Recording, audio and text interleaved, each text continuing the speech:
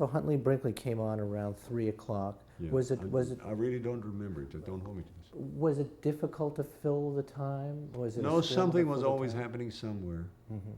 And, you know, or somebody was talking about what happens now and all that stuff. For the first few hours, it was all Dallas and Parkland and what happened, and then the report of the policeman getting shot, remember, and then they had somebody in custody and they got the name wrong and then they got the name right. And, you know, it's hard to remember that it had something to do with Cuba, nobody knew what. It takes a while to shake down. It was really the first instant news special, and so, well, not really Pearl Harbor, I guess, was, but you really had to, as a news executive, you're getting lots of information. I was a producer, I was not an or a executive. producer, but how does one decide what's real and what's not, and what to go with and what not to go with? How do you make Well, those what's decisions? real and what matters? I don't know. You just do. Somebody's got to, and you're there. So you apply whatever criteria you apply are basically subconscious. You don't sit and figure it out. You haven't got time to figure it out. Talk about that, you know, there's no time for a meeting on this. This is not television, this is news. But you also have to rely on your reporters and their judgment now. Well, you know them. Sometimes you call up and say, are you sure? Or ask them for a little supporting stuff. But I don't remember any of that in that day. You still sound shaken by that day. I mean, it still Well, it was- resonates for you? I was shaken by that weekend. Mm-hmm. That day, the first day, you just went on reflex. But after a while, it started to sink in, and I was not finished till midnight Sunday. I had the last shift. And I was home Sunday morning and turned on, I don't know why, I was sick and tired of it. I turned on the television. There was Tom Pettit, and they were transferring Lee Harvey Oswald. And Ruby shot him on the air live. And later, the word was, and I assume it's true, everybody, after all, was on the air at the time, all three networks, and I assume everybody else, I don't know, I didn't check. And they were mostly in Washington. And we were in Washington with McGee, and Kintner apparently, I am told, called up and said, this is pretty dull, switch to Dallas. And that's why we were the only ones that had Ruby shooting Oswald live. Amazing. And live television is a crapshoot. What other moments from that weekend jump out at you still? What images do you still have? Well, the Monday night is when I finished. The funeral. The funeral. We had all read, what was the name of that book? Not The Ugly Tower. Barbara Tuchman's book about World War I, which opens with the funeral of Edward VII with all the crowned heads of Europe. The Ugly Tower is the one that followed. And when we saw that picture, everybody in the control room thought of that book. With all, remember, right across the avenue, every head of state in the world, and coming at you, de Gaulle, and that's the impact. I remember all kinds of things. One of the things I wanted to do as soon as things quieted down Friday afternoon, say about 4 or 5 o'clock, I said I want his inaugural address. Somebody wiped it. I said, well, after I got through using unmentionable words, I used it on my Sunday show in its entirety. Get me a copy of that. And they did. So we ran the inaugural address. You know, ask not what you can do at 5, 6, I don't know. Time disappears.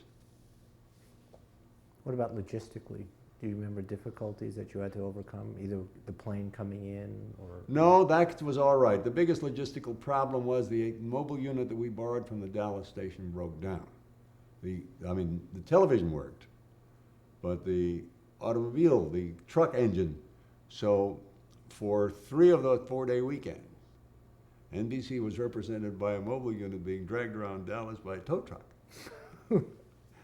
And by that time, Pettit was there, and as I say, McNeil was there. And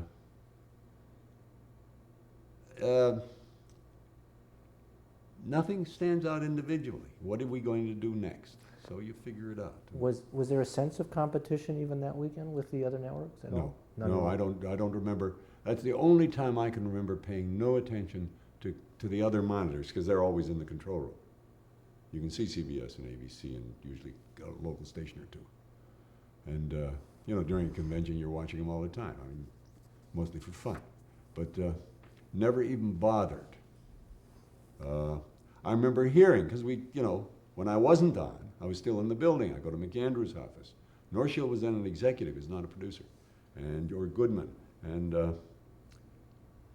there was the talk about commercials. And there was the talk about professional football on Sunday.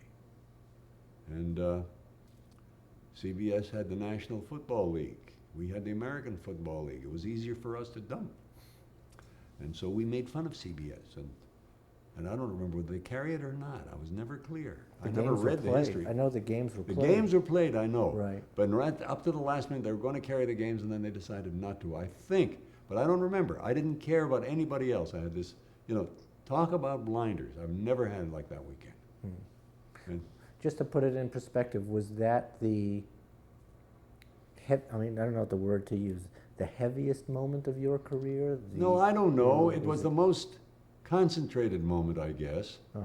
And there have been others. After all, I was in the control room during the Chicago riots, during the Democratic Convention in '68. Right. And those places get heavy. But there's something else operating at the same time, which is whatever goes on in your heart. yeah, and I was never more personally involved or more in danger of getting personally involved, having to fight getting personally involved than the Kennedy weekend. Yeah. After that, I want to talk about another, something which I've seen a couple of times, which is wonderful, which is the tunnel. Yeah. How did the tunnel come about? First of all, explain what the tunnel was. The Tunnel was a 90-minute documentary about a group of young students led by 2 Italians, the rest of them Germans, all in Berlin, most of whom had relatives and friends in East Berlin and East Germany. And the wall was already up. And they had dug a tunnel to get them out. The tunnel went from where And to the where? tunnel went from inside East Berlin, under the wall, to inside West Berlin, a distance I seem to remember of less than 100 yards. What year was this? This was, wall went up in '61, so this was '62. So this is 1962. You say it's less than 100 yards. Yeah. Now, it was not the only tunnel being dug. It's a long story, but I had done, with Huntley primarily, and with the guy who used to work for me and then became the Berlin correspondent, Pierre Sanderton, all kinds of stories about Berlin. I mean, you know, the symbiotic relationship between the growth of television news and the Cold War has never been fully examined. They were made for each other, and Berlin was the focus of all that. And I'd done documentaries. Huntley and I had done one called The S-Bahn Stops at Freedom about the people running out. And I think I mentioned that when that Brinkley and I were there when the wall went up. Right. And we were going on to Vienna to do this kind of frothy thing about whipped cream and other parts of Austrian life. And so I had a meeting with Gary Stint, who was the head of the bureau, and Pierre Sanderton, who was the correspondent. And I said, look, because we were all old friends and collaborators, and we knew what was going to happen. I said, they're trying to cut off people coming out. Most people will not try to go through, but some will. Somehow or other, you know, they've removed the safety valve. Something's going to go. So whatever happens, you go and get me a picture. Don't even bother calling New York. Don't bother. I have a budget number. I have a show 5 days a week. It's a great thing to have. Just go get it.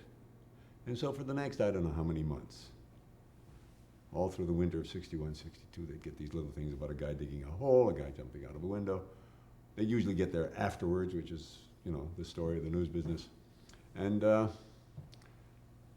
sewers, just like Paris, just like Jean Valjean. And then early in the spring of '62, Anderton came home to get married. He had met a lady, and they were coming home to be married in the United States.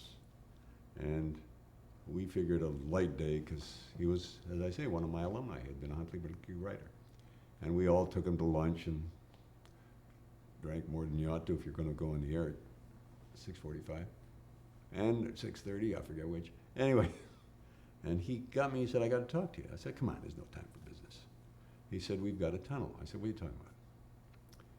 So he tried to tell me that they were in the bureau and two Italians walked in. Two Italian students at the Technical University, Technical Hochschule, Spina and Sesta. And they wanted to dig a tunnel under the wall because a classmate of theirs was living in East Berlin with his wife and kid and mother-in-law, I forget. And he had been cut off. And they could go visit him, but he couldn't go to school, the life was lousy. And they had put together, and they were going to dig a tunnel, and would we pay them? And I said, no, we were not going to pay them. Well, how about if we bought them supplies? I said, I think we could do that. Okay. These are engineers now. So before you know it, we were involved in a tunnel, and these engineers, they wanted to build a subway. They didn't want to build a tunnel. They were buying wood and wire and pumps and hardware and all that stuff. And there were, I forget how many of them total, but fewer than 2 dozen, and they broke into shifts. And they would dig. And they dug a tunnel. At first, as I remember, it was triangular, and then they decided that was no good for stress, and it became a square tunnel. And two guys who worked for Stint, two brothers, Peter Damel and Klaus Damel, then in their 20s, Berliners. One was a cameraman, one was sound and light. And the cameraman would go there every couple of days, not every day, and only on one shift. The other 2 shifts didn't even know what was happening. And Peter, the cameraman, would lie on his back, pointing his camera forward. And Klaus, no sound, using only light, would lie on his stomach so that they were head to head, pointing the light towards where Peter's camera. And that went on, and instead of taking 2 weeks, which they had promised us it would, it stretched on into the summer, and we were being James Bondish on a need-to-know basis. The only people in the United States who knew, besides me, were McAndrew and Kintner, and somebody from the business department to get us the money to buy the wood. And the one, we even had to have him in, but we swore him to secrecy. And when there was a problem, and it happened twice, Pierce would call me and say, we got to meet. And that's all he would say, because communication between Berlin and Western Europe was by microwave, and you had to assume it was being eavesdropped on.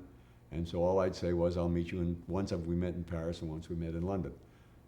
I would not go into Berlin because there were enough American reporters to wonder, what's the producer of Huntley Brinkley doing here? Why did you have to meet with him on those 2 occasions? They hit water. Everything stopped. Okay. The other time was, there was a CBS got involved in the tunnel. Dan Shore got involved in some kind of tunnel, and it got compromised, and people went to jail.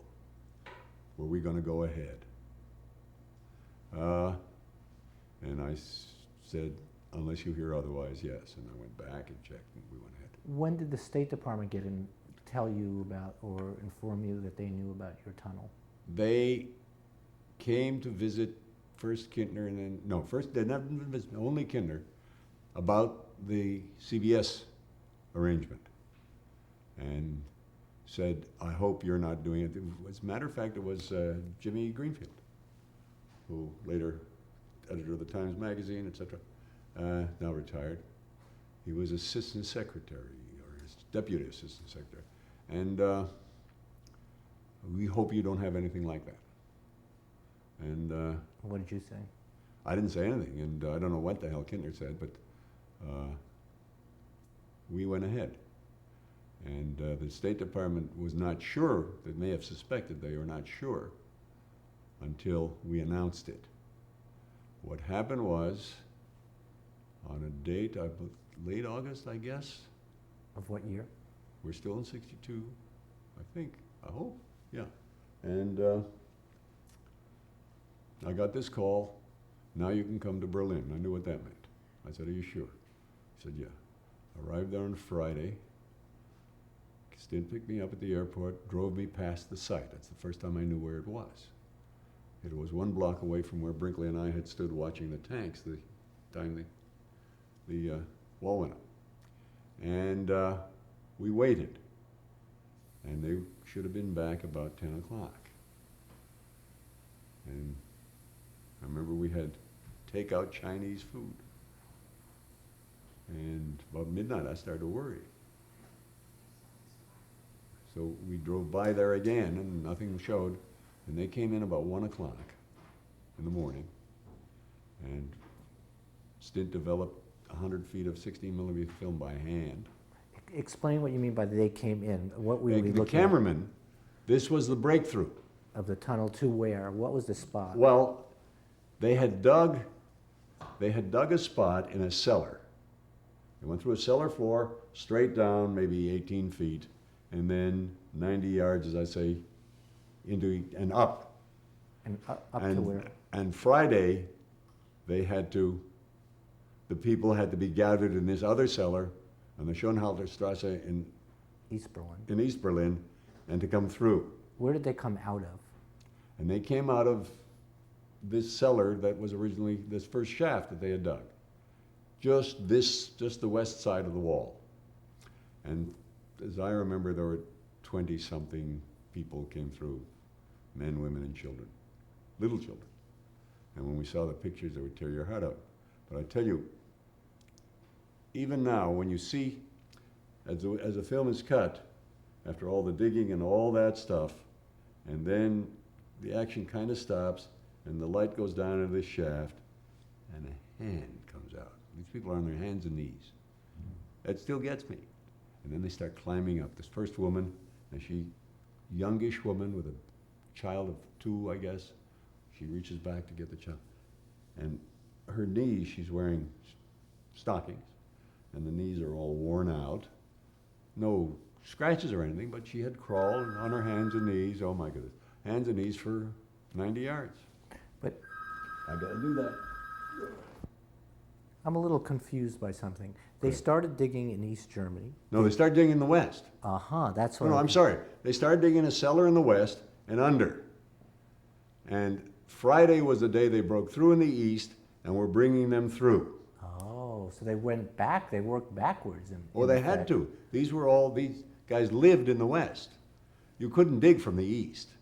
They dug under the wall, and one day of all the shooting, at my insistence, the idiot in New York, I said, take an audio recorder down. Just let me get some sounds.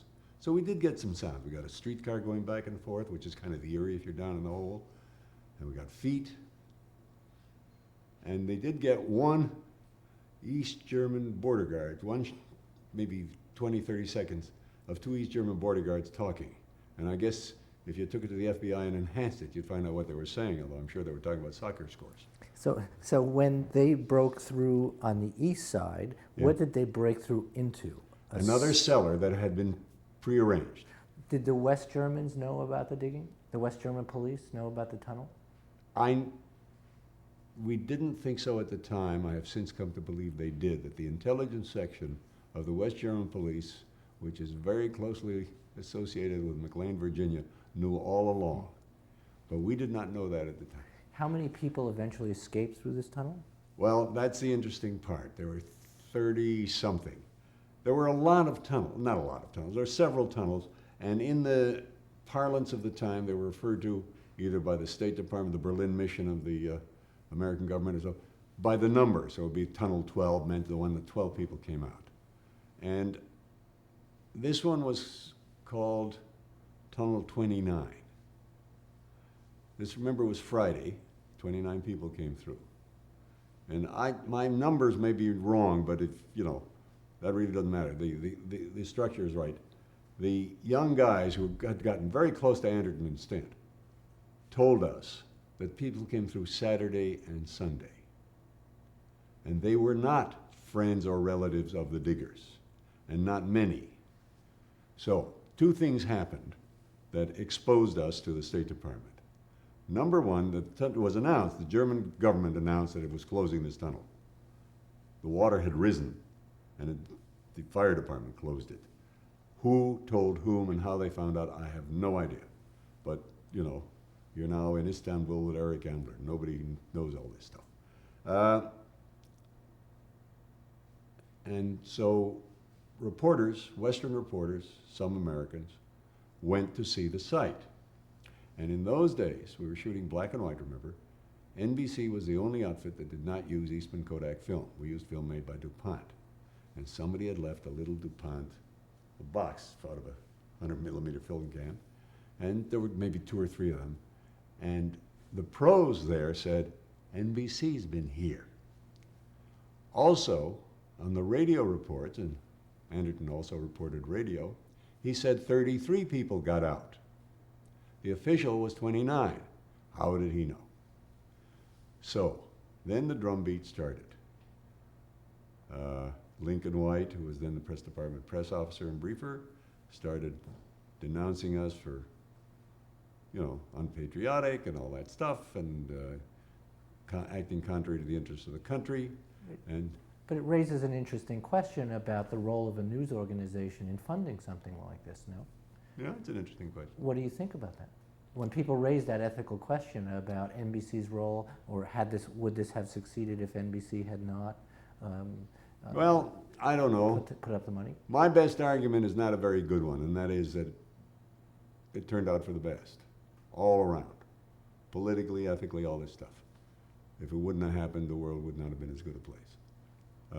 We also did not enrich anybody. We carefully did not pay a fee. We bought stuff. But you became the news as opposed to just covering the news. Isn't that a line that's crossed at some point? I guess. You have no problem with that? Well, maybe I should, but I'm not. And then it wouldn't have happened. Or what if the people had been killed doing this? Well, we hadn't recruited them. We hadn't initiated it. And we found out later that the police did know about it, and these ambitious engineers had spent all the money they got from them before they came to us. They were embarrassed to go back for more. What awards did the show win? Uh, The big one. What was the big award? It won an Emmy for Program of the Year. It won 2 other Emmys. It won Overseas Press Club, Ohio State. I don't know. It just went on and on and on and on. And it took a while to get it on the air, didn't it? The pressure from the State Department was intense. They kept making statements, and Ellie Abel, who was our State Department correspondent, would say, are you saying it shouldn't be brought? Well, we won't tell you that. Finally, McAndrew and I went down for a meeting with Dean Rusk that Ellie arranged. And McAndrew asked Dean Rusk, who was then the Secretary of State, do you want us not to broadcast this? Oh, no. No, you should broadcast it, but you shouldn't have done it. I called Dean Rusk long after this, maybe 2 months before he died, when he died, a couple of years ago. And I said, what was the real reason you were so against it? He said, because you were endangering American interests. And, you know, this is the foreign affairs specialist saying these grubby reporters are getting in my way. And I have my own theory on why they were so intense. I mean, I'll tell you one thing they did. And we were on the front page of the New York Times at least twice.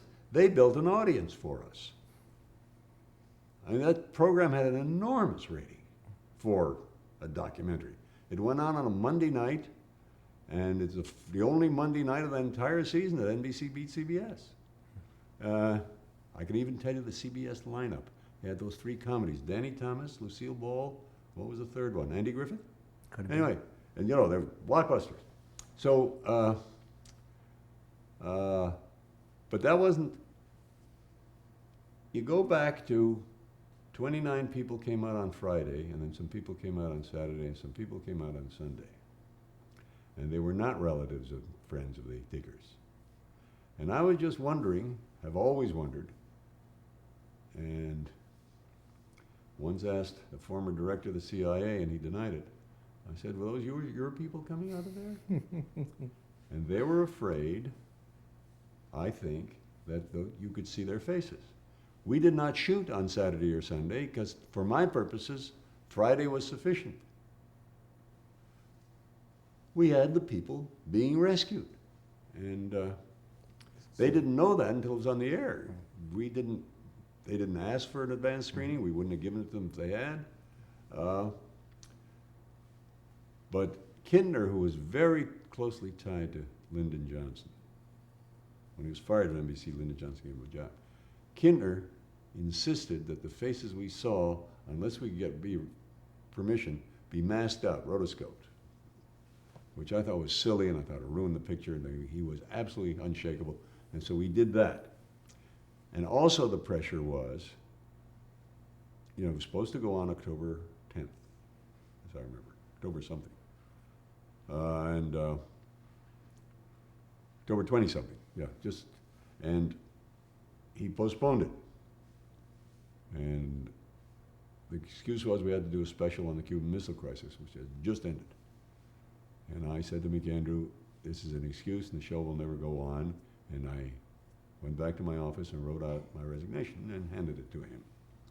And he kind of humphed the way he did. And he said, would you hold this back a while? Because I had other assignments after this. I said, I'll finish my assignments and leave. He said, okay. And I arrived in Berlin on a different assignment sometime in December, I think. And the word was that it was going on. So McAndrew fought his way back. But I really was ready to quit over that one. And it went on. It did go on and did these. And the State Department bought, I forget how many copies for use all over the world. Oh my God, I think we made made money out of printing it than we did out of commercials. The interesting thing is that Gulf, which was the sponsor from the beginning, never wavered. And it would seem to me that a gasoline company is more vulnerable to pressure from the Defense Department than a radio company. But, and they'd call me, anything we can do. In 64, going up to 64, we're going to, well, why don't we stop?